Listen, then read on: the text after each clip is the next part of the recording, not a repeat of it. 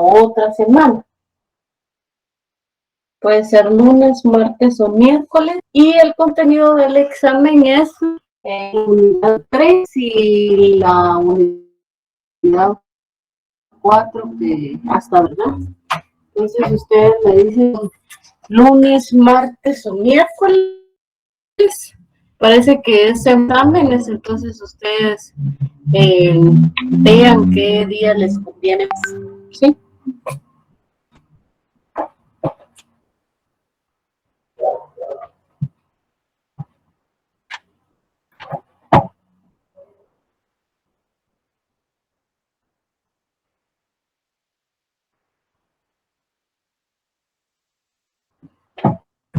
Compañeros. Bueno, sí, el día martes creo que sería mejor. Martes está poniendo la mayoría, ¿verdad? Martes 13 sería, ¿verdad? Los demás, supongo yo que no hay nadie que diga para el lunes. Bueno,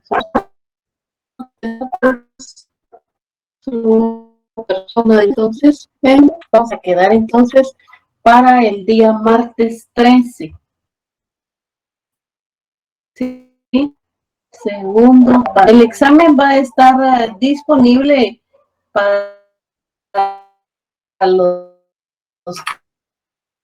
que puedan, ¿verdad? Y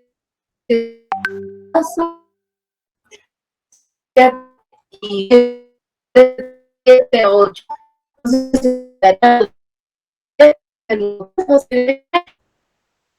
Y luego termina el límite, ¿verdad? Entonces, martes a las 7 de la noche, ¿sí? Vamos a continuar entonces con la unidad número 4. Yo ya les coloqué a ustedes la unidad 3 en plataforma, solo faltaría la unidad 4 que vamos a ver dónde nos quedamos.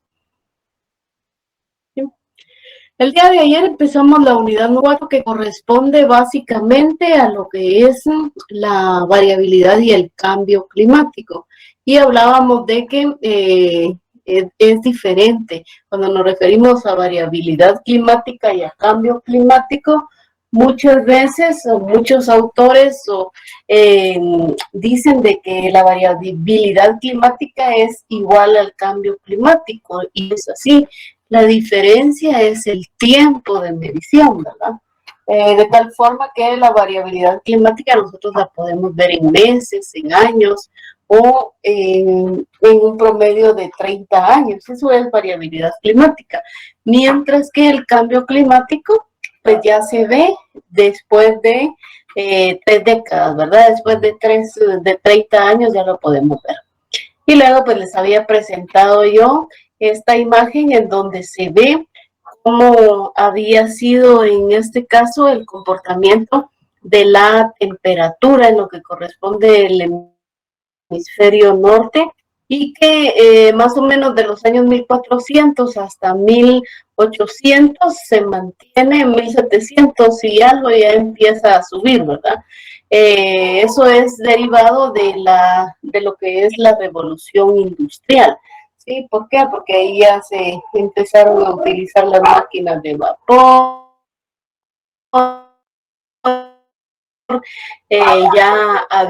empezaron a hacer más equipo, que fue definitivamente pues se pudo, ¿verdad? Incrementar.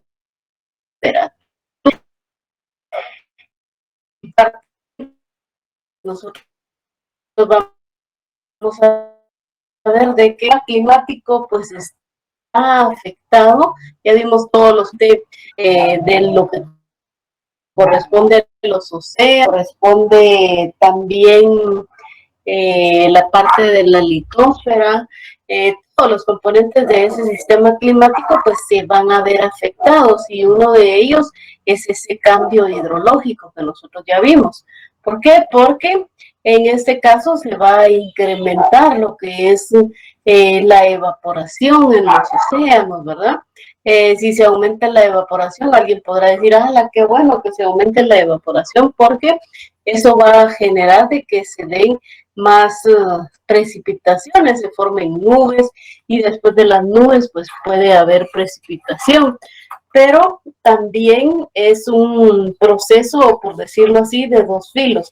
El hecho de que haya mayor evaporación no solo va a tener ese beneficio, entre comillas, sino que también va a afectar a las plantas. ¿Por qué? Porque las plantas van a perder esa humedad muy rápido, ¿verdad? Entonces, es parte de ese sistema climático que va a ser afectado. Ese ciclo hidrológico, también ese ciclo del nitrógeno, ¿verdad? También para no solo para las personas, sino también los animales, todos los minerales, los nitratos que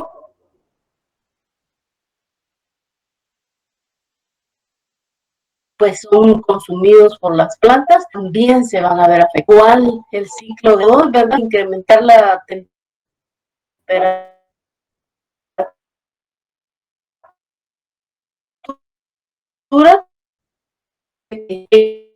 ese ciclo de los animales, y, y, y también lo que comento de respiración, ¿verdad? Entonces puede causar en las plantas, se van a ver modificados.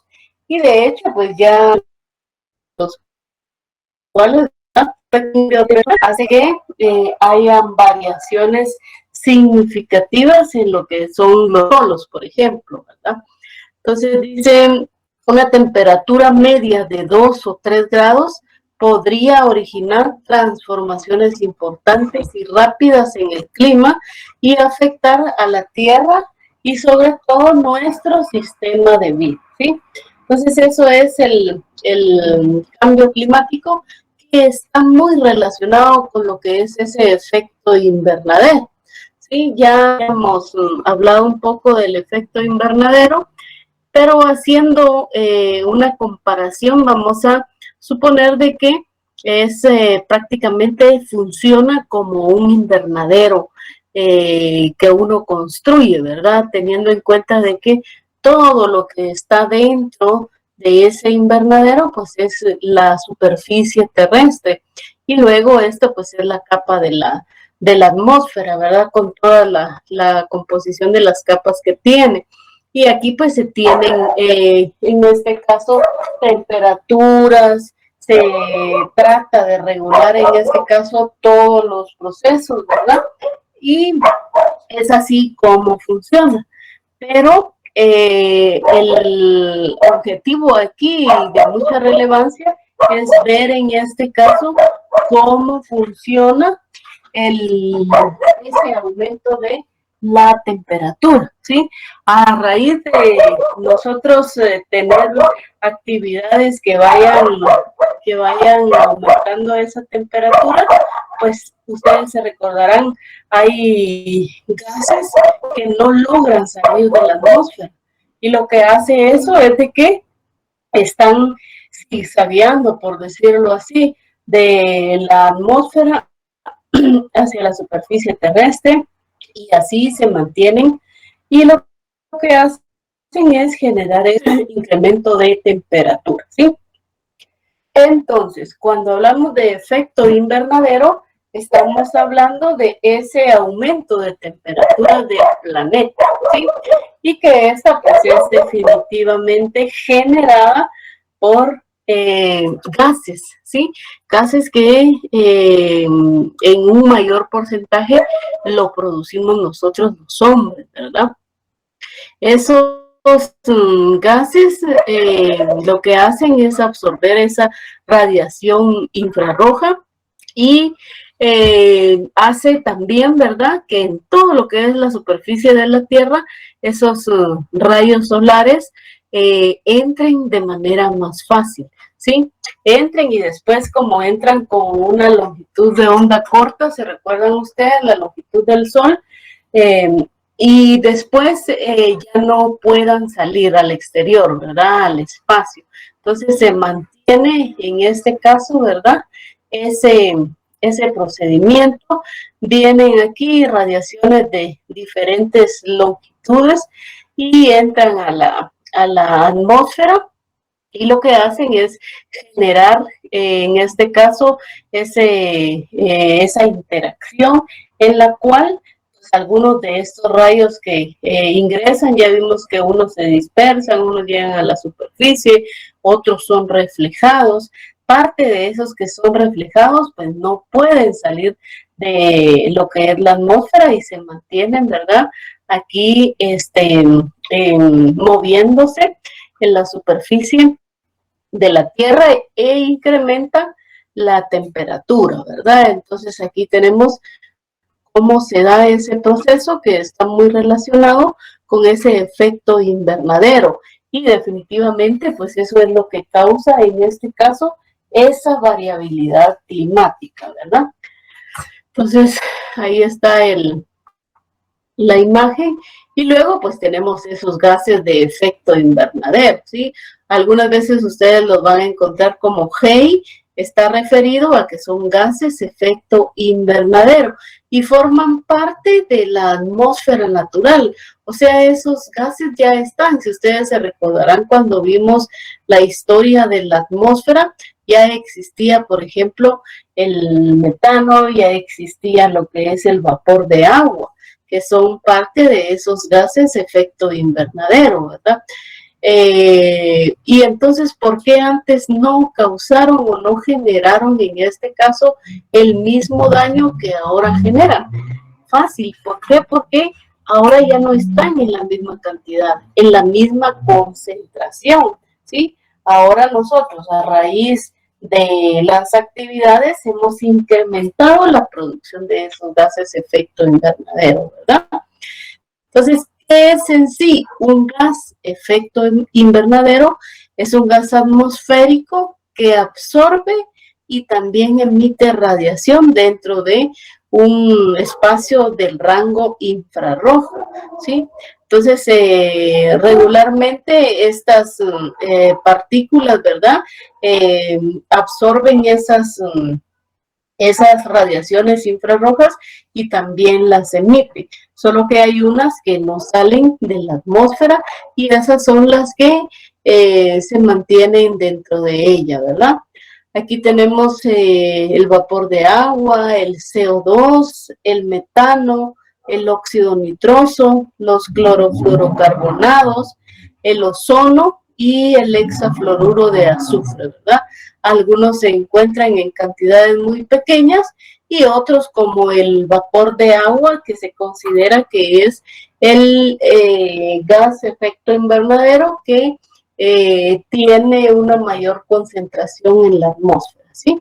Aquí tenemos entonces, visto desde otro punto, lo que es ese efecto invernadero. Se dice que muchas veces hay un efecto invernadero natural, que es el que yo ya les había mencionado, o un calentamiento global natural, que es el que siempre ha existido, ¿verdad? A raíz de las interacciones, de los volcanes, de los terremotos, de toda esa energía, pero ahora ya se ha incrementado esa interacción, ¿verdad? Derivado de todas las actividades.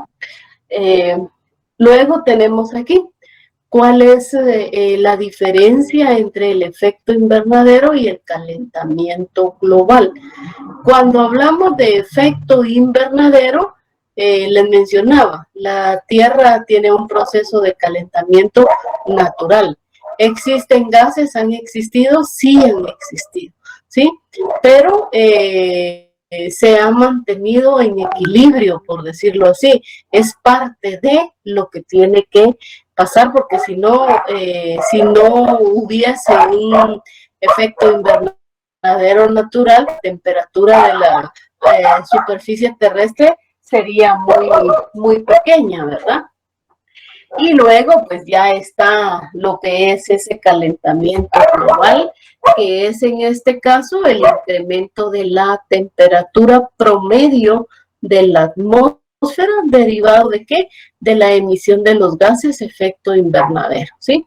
Entonces aquí tenemos en este caso en azul ese efecto invernadero de manera natural, existen los gases, hay una energía solar que es reflejada, pero aquí pues ya se ve incrementado, ¿verdad? Hasta de color rojo podemos ver nosotros esa parte del planeta en donde significa de que hay que tomar precauciones, ¿verdad? Alguna medida que de hecho pues ya se en algunos países, ¿verdad? En la mayoría de países pues se toman medidas, pero que en definitiva no son suficientes para poder no parar, sino disminuir en pequeños porcentajes ese aumento de temperatura, ¿verdad?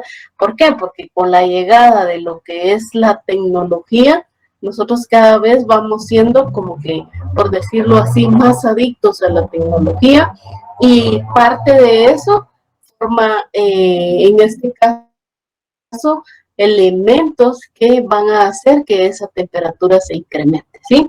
Ya ustedes habrán escuchado de que, por ejemplo, el 22 de marzo es el día de la tierra, del agua, ¿verdad? Pero hay un día en la cual se hace un llamado para que a determinar 8 de la noche, decirlo así, pues apaguemos luces, apaguemos televisiones, apaguemos juegos, todo. ¿Por qué? Con el objetivo se hace de que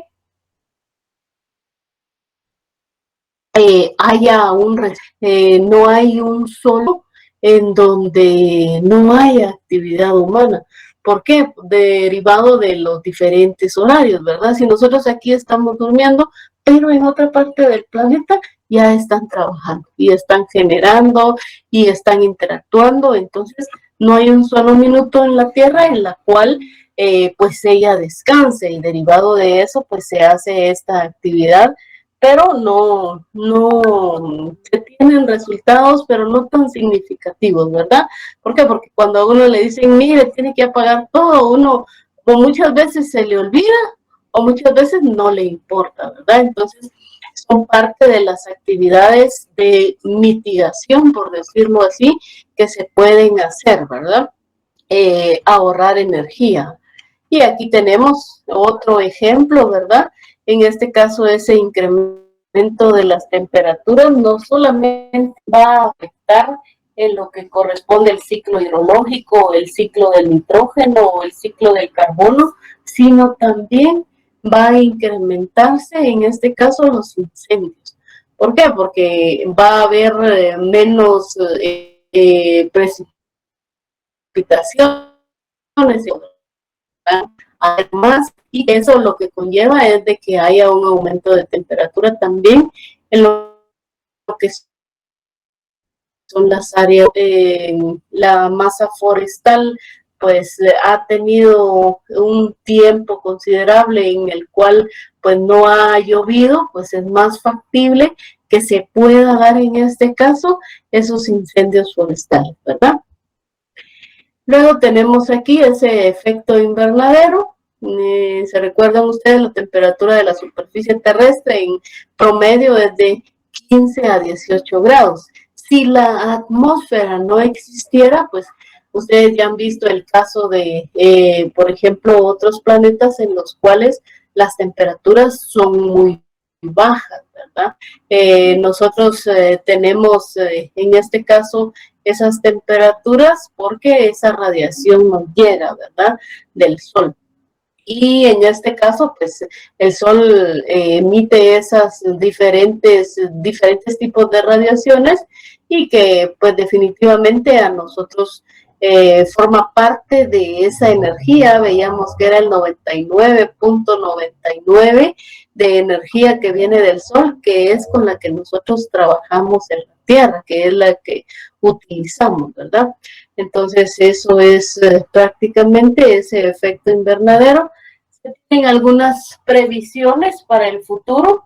En el caso de que se dé un aumento de 1 a 2 grados centígrados en la temperatura, pues pueden existir en este caso estos efectos, ¿verdad? Sequías, la falta de agua, habría una mayor demanda de energía, ¿sí? Y habría, por lo tanto, una menor oferta. Los gobiernos, pues, tendrían mayores presiones. Se tendría que utilizar esos combustibles fósiles como solución, ¿verdad? Para la crisis que se dé mientras, ¿verdad? Aunque ya vamos a ver más adelante que de darse un incremento en la temperatura demasiado brusco, pues los daños son irreversibles, ¿sí? Tenemos también lo que es en este caso la liberación de CO2 al ambiente, el calentamiento global y por ende el cambio climático, ¿verdad? Con eso del cambio climático, cómo se va a ver afectado el ciclo hidrológico, ¿verdad? A raíz de que la infiltración pues ya va a ser menor, la precipitación puede ser que en unos lugares sea mayor o sea menor, en un círculo vicioso, ¿verdad? En el cual nosotros pues tenemos mucho por hacer, ¿verdad? Entonces, ¿cuál es la diferencia entre efecto invernadero y calentamiento global? Ya lo veíamos, ¿verdad? Es básicamente efecto invernadero han existido anteriormente y que se toma como que fuera de ese procedimiento normal que existe a través de la historia, ¿verdad? Pero relacionado al calentamiento, pues es ese incremento, ¿verdad?, de temperatura derivado de las acciones del humano. Entonces aquí tenemos los escenarios en los incluso en las películas uno puede ver cómo va a ser, cómo van a ser o cómo se presentan esos escenarios, ¿verdad? Para el futuro y definitivamente pues, Mira, sí. Disculpe, tengo una duda. ¿Cuál es la diferencia entre el calentamiento global y el climático? Calentamiento global y calentamiento climático. Sí. Pues para mí es lo mismo, porque calentamiento del clima significa en este caso el incremento de las temperaturas y el calentamiento global también. Ajá. Calentamiento climático significa también en este caso incrementar todas las propiedades de los meteoros, por las variaciones a ver, ¿sí? Pero de manera general es lo mismo, porque lo que sucede es que si hay un calentamiento global o un calentamiento climático, quiere decir que hay un aumento de temperatura, va a repercutir en todas las variables climáticas o los factores climáticos, ¿verdad? Es como un sinónimo, por decirlo así. Ah, está bien, gracias. Sí, es que lo tenía en la otra presentación. Ah, de veras. Ah, ya lo voy a revisar.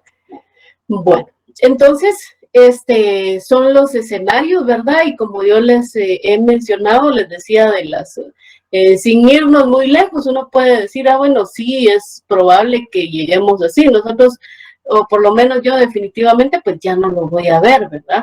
En el caso muy extremo, ¿verdad? De cuando se llegue a este punto de aridez, de estar así a estar así. Ahorita nosotros todavía tenemos áreas en donde podemos ver esa gramita verde, esos árboles verdes, pero también hay áreas de repente y no aquí en el país, en donde ya se puede ver ese grado de aridez tan alto, ¿verdad? Que se tiene. Y que imagínense ustedes, si ahorita se están pasando penas con lo que corresponde a la agricultura por los diferentes eventos médicos que se dan, después va a ser peor, ¿verdad? Entonces está muy relacionado, en este caso, todo ese incremento de temperatura que se dé, porque va a afectar definitivamente que a todos. Tenemos ya en sí lo que hemos aquí, como cambiar incluso a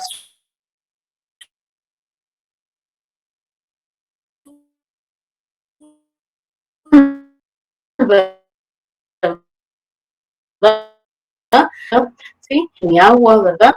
Y que pues es en parte nuestra responsabilidad tratar de hacer algo, ¿verdad? Según la Convención Marco, entonces tenemos aquí lo que es ese cambio climático, ¿sí? Es un cambio de clima atribuido directa o indirectamente a la actividad humana. Ya vieron ustedes que de manera universal ya se tiene contemplado que el cambio que se ha dado es a raíz de todas esas actividades humanas, ¿sí? Que alteran la composición de la atmósfera mundial y que se suma a la variabilidad natural del clima, ¿sí? ¿Hay variabilidad natural? Sí hay, ¿sí? Siempre ha habido, ¿sí? Porque si no, evolucionado todos los organismos, si no, no estuviésemos aquí, ¿sí? Pero adicional a eso, nosotros le ponemos nuestro sello personal, ¿verdad? Y el que consiste, pues, básicamente en hacer que esas temperaturas, pues, se vayan incrementando, ¿verdad? Luego, según el panel intergubernamental de expertos sobre cambio climático, dicen que es cualquier cambio en el clima con el debido a la variabilidad natural o como resultado de actividades humanas, ¿sí? Muy parecidos los dos conceptos y ustedes pueden ver que igual, ¿sí? Hay una variabilidad natural, pero también hay un incremento de esa variabilidad derivada de las actividades humanas. ¿Cuáles son las causas? ¿Sí? La humanidad, ¿sí? La humanidad es la primera causa que se tiene contemplado, ¿verdad? Dice, en su conjunto ha aumentado las emisiones y concentraciones de gases de efecto invernadero, ¿sí? Si no se frena este aumento, la intensificación del efecto invernadero podría conducirnos a un cambio climático no natural, ¿sí? Irreversible a corto plazo. Entonces es lo que se tiene, ¿verdad? Ese se da en lo que corresponde el calentamiento global,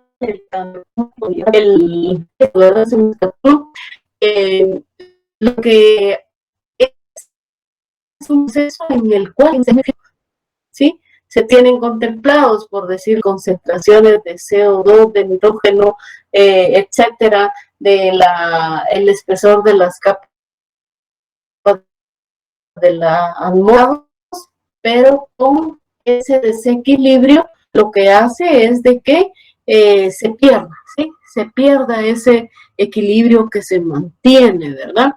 Y también esa actividad humana, ¿verdad? Son de ese cambio climático.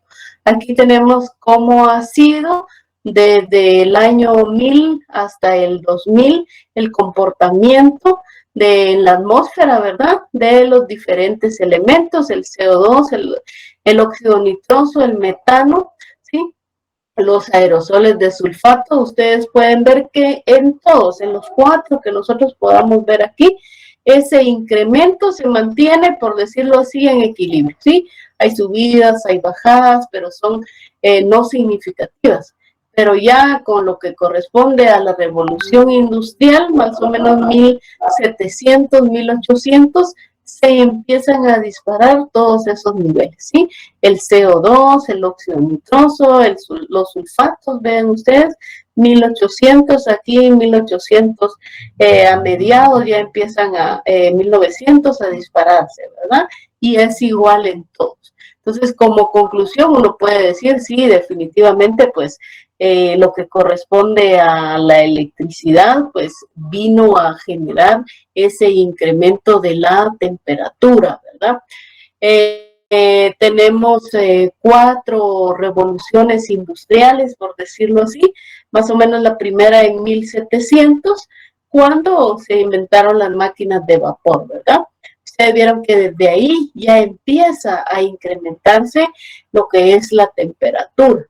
En 1800, con lo que es la electricidad, 1990, 2000 prácticamente, lo que es la tecnología de las computadoras, lo que son los drones ahora que ya está en esta cuarta revolución industrial. Entonces, muchas veces se dice, bueno, el avance en tecnología también forma parte de lo que más adelante nosotros tenemos que no pagar, ¿verdad? Pero, bueno, podría ser una palabra para definirlo de momento, ¿verdad? Todo lo que nosotros hacemos por nuestro desarrollo, todos esos países desarrollados, ¿verdad? Forman parte de ese deterioro ambiental que ayer me parece que estaba pasando en el noticiero, no sé si lo había pasado antes, yo hasta ayer lo vi, de que inventaron una moto, ¿verdad?, que es recargable y que es inflable, ¿sí? Entonces, imagínense ustedes, uno dice, bueno, no va en este caso a trabajar con electricidad, sino que me parece que son con pilas que se cargan al sol, ¿verdad? Con radiación.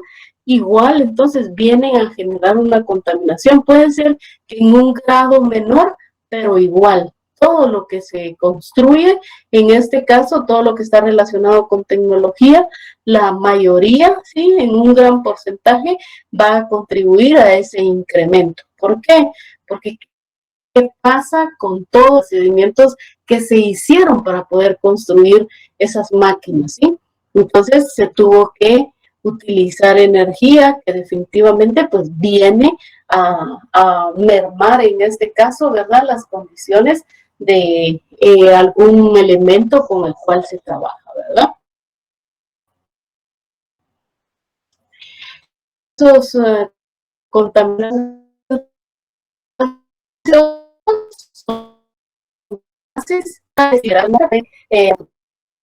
contaminación ambiental. Esos contaminantes gaseosos, pues, dado de lo que es el ozono, el azufre, el nitrógeno, y que muchas veces parte de estos nosotros tenemos en nuestra casa, ¿verdad? El O2, el monóxido de carbono, el metano, el óxido nitroso, el ozono, ¿verdad? Que forman también aquí los tenemos en combustión, ¿sí? De lo que es los automóviles, cuando los utilizamos, ¿verdad? Y es decir, que cada una de las fuentes es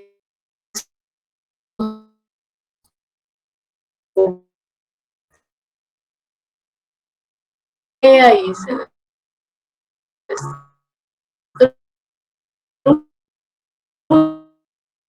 destruye, ¿verdad? Por ahí sí se ha hablado de que la mayoría pues son provocados por el hombre, ¿sí?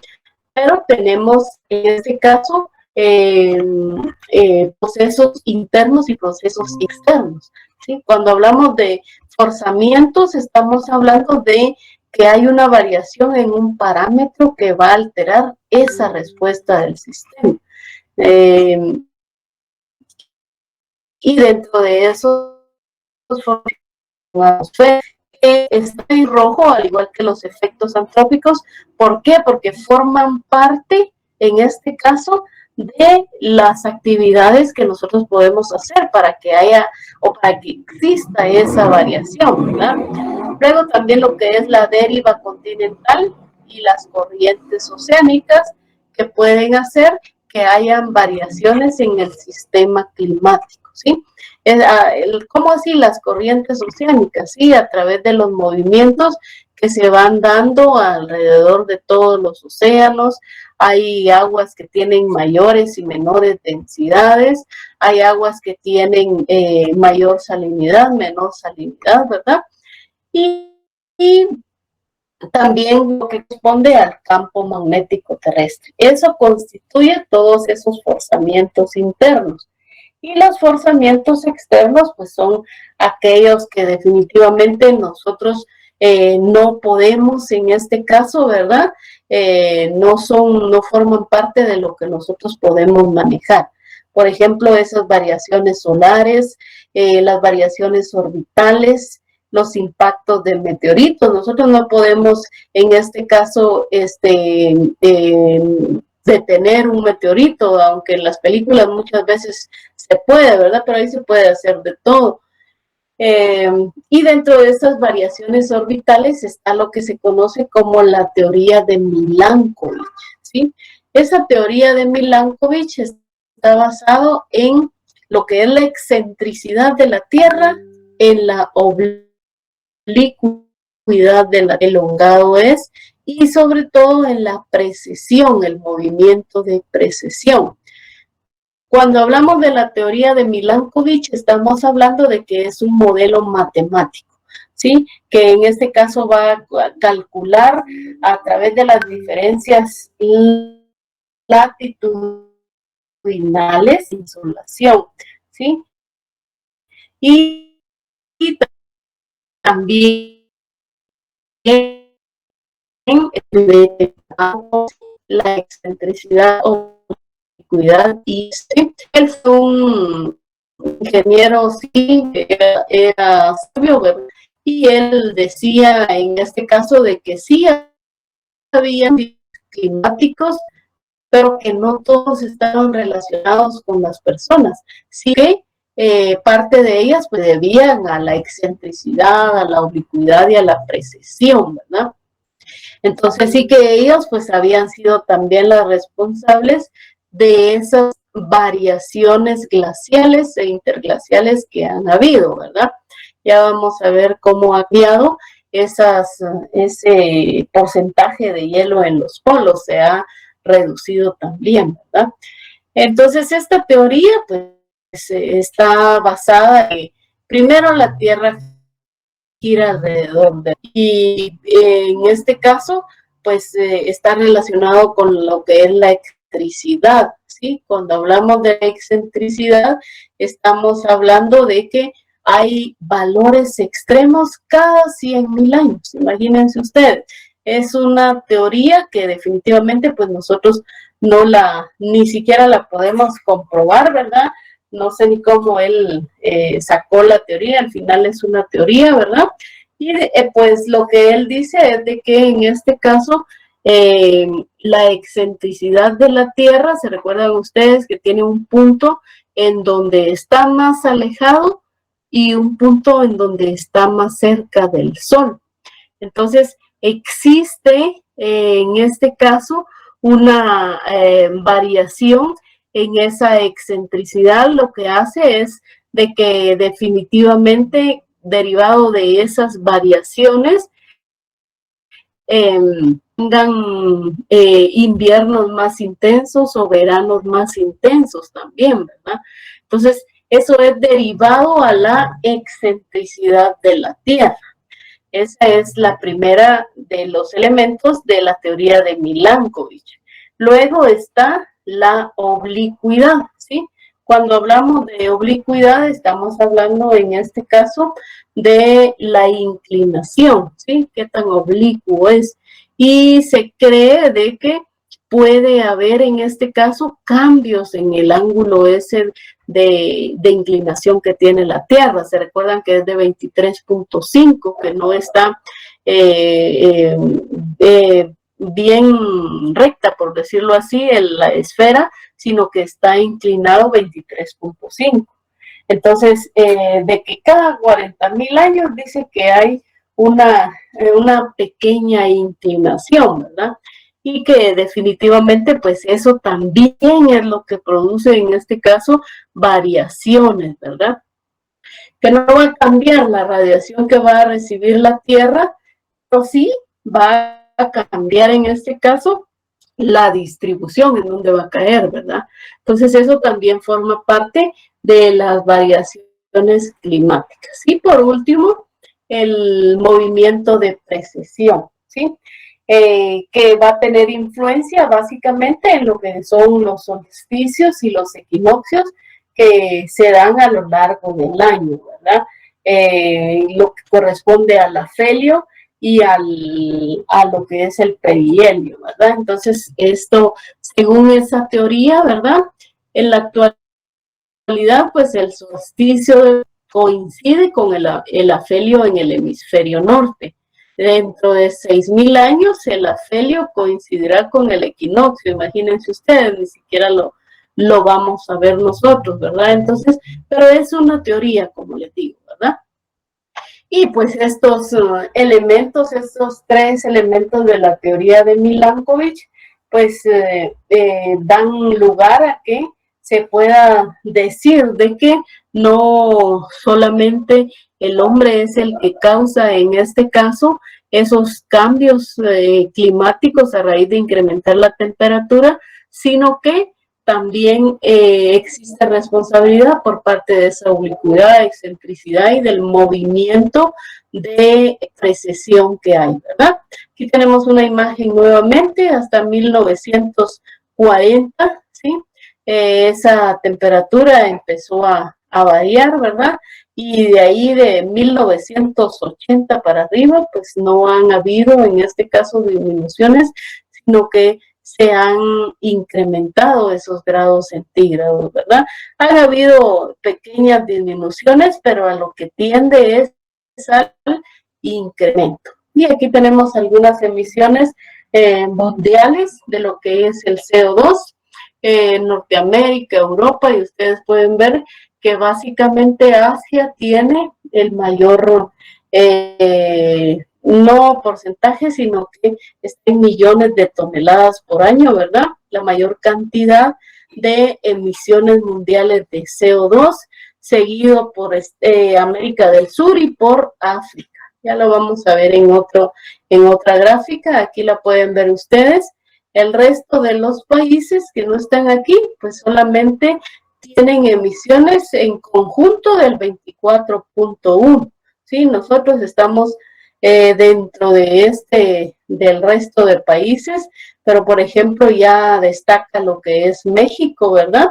Lo que es Estados Unidos, lo que es la China también, que son en este caso los principales países que incrementan esa cantidad de CO2, ¿verdad? Aquí tenemos nuevamente en lo que corresponde a esas emisiones, esos emisores, países emisores, ¿verdad? En lo que corresponde a la industria, a la agricultura, Estados Unidos con energía y un pequeño porcentaje en lo que es la agricultura. La Unión Europea, ¿verdad?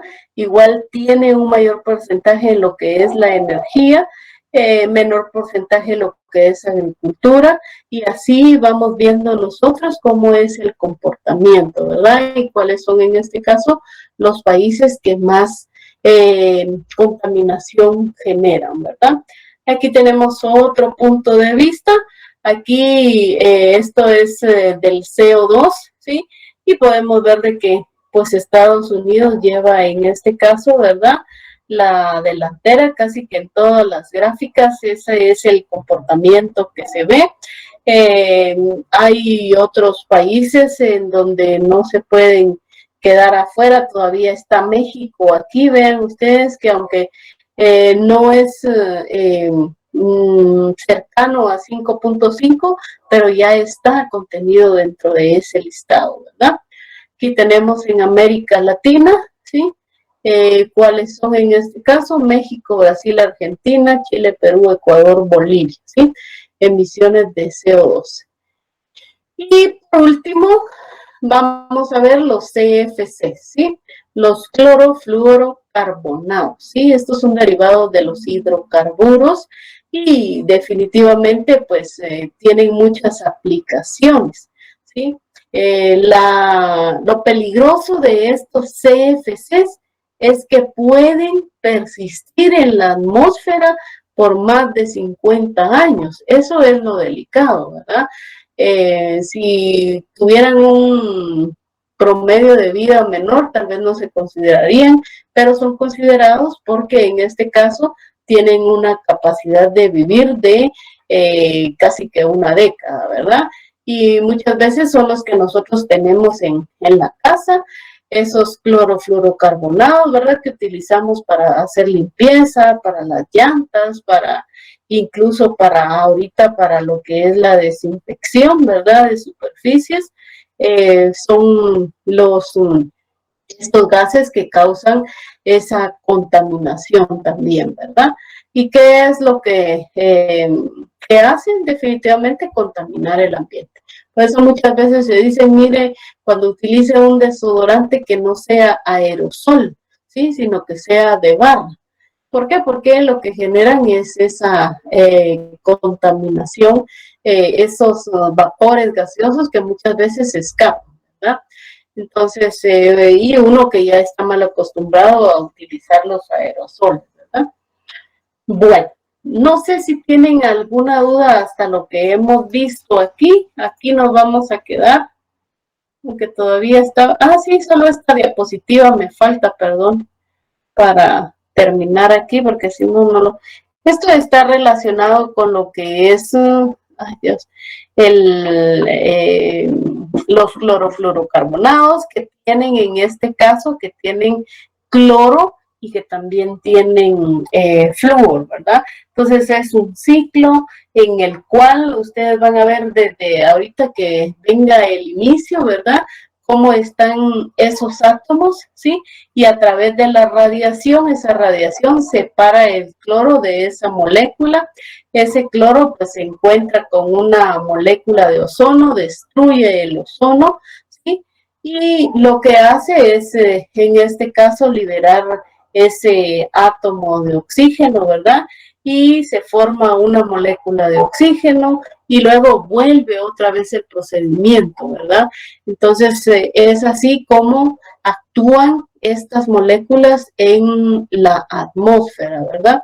Lo que hacen es desintegrar esa molécula de ozono, ¿sí? Por eso es que son peligrosos, porque a través de la radiación interactúan y lo que hacen es la radiación separa el cloro del elemento de la molécula del clorofluorocarbonado y esta molécula lo que hace es separar en este caso un átomo del ozono y recuérdense que el ozono forma parte de esa capa protectora, ¿verdad? Que nos sirve para que en este caso, ¿verdad? Esos rayos ultravioletas pues no entren a la superficie terrestre. Y entonces después pues se da ese proceso de desintegración, ¿verdad?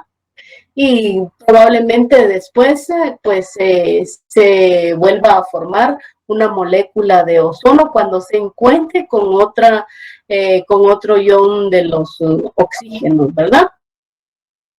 Y ese es entonces el proceso de formación y en este caso, eliminación del ozono, ¿sí?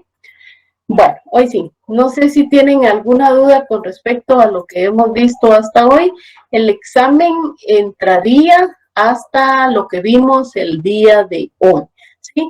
Ya, como va a ser el martes, pero lo que lo que veamos el día lunes, eso no va a entrar en el examen, sino que hasta lo que son las moléculas de clorofluorocarbonados, ¿verdad?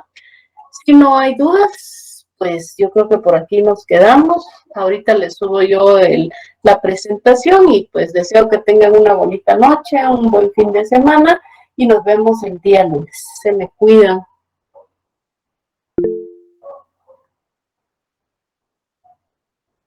Feliz noche, Inge.